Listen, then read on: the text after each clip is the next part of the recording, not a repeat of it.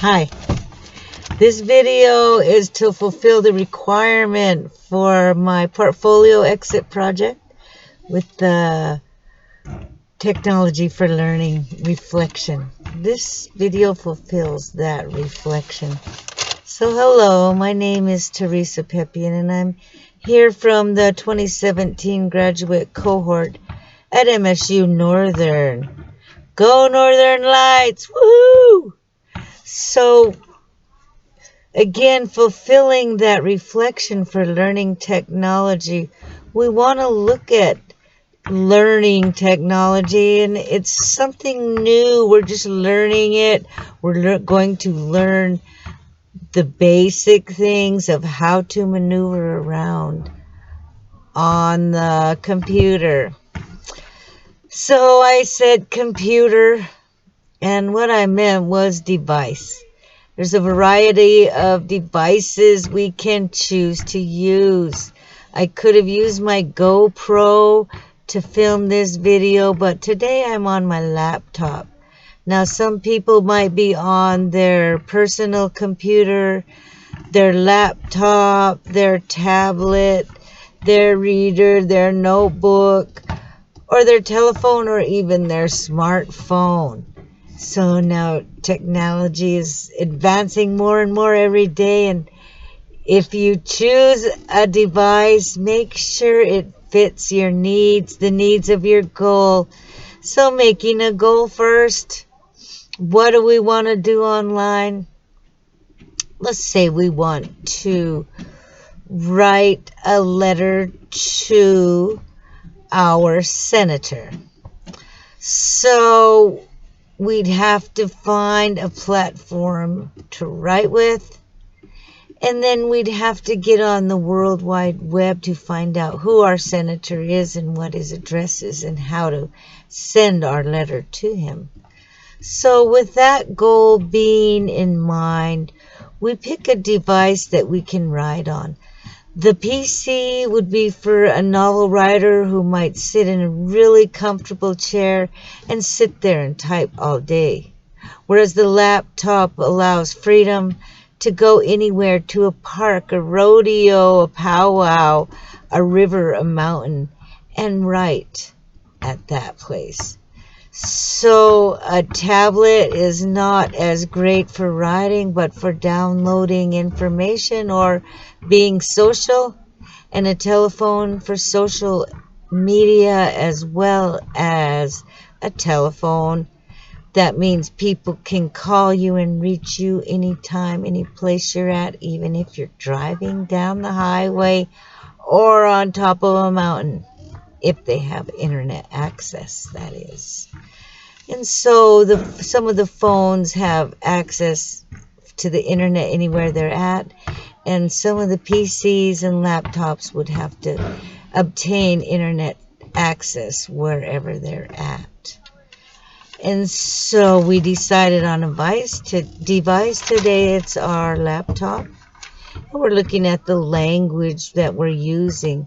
We're talking about platforms, applications, websites, programs, and devices. And so learning the language of online, the mouse. Do we want to have verbal interaction on our device, or do we want to use a mouse to maneuver around? We always want to remember diversity, and as we reach out to diverse communities, we have planned outcomes. Now, this is a higher level of thinking, and anybody who's on technology must be doing a higher level of thinking as well. So we have to remember part of our goal is planning our outcomes, and those are outcomes of kindness and compassion, especially in diverse cultures of the world, or if we're learning a diverse language that we've never heard. And some words may sound like other words to us that we know in English. And it's not a joke. It's real, folks. Compassion and kindness. It's not just a black box you're talking to. You maybe think you're just staring at a black box all day, but people are going to see and hear what you do and say.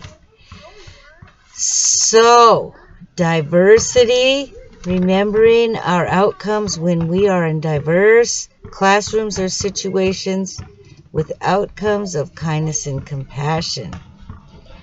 Just think of the exploring we can do, uncovering different worlds, different cultures, and learning different languages. There's a plethora of information and data out there. Some of it's reliable, some of it is propaganda.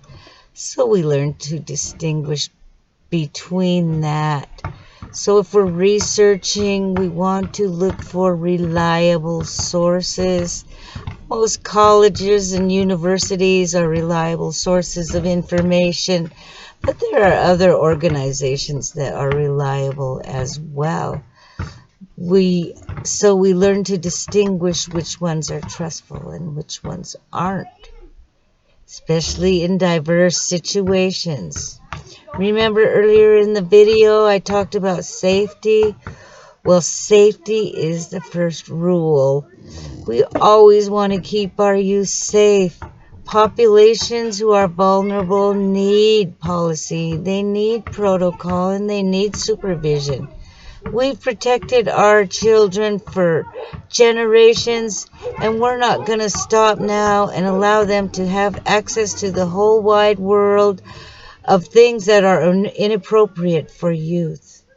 But we can focus and use technology to the benefit of our teaching and learning and instruction, meaning we can use it in the classroom to enhance learning.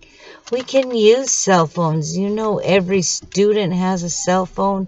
We can use them to communicate feedback in groups, or we can do assignments on there, and even some homework can be done on there depending on what the teacher assigns.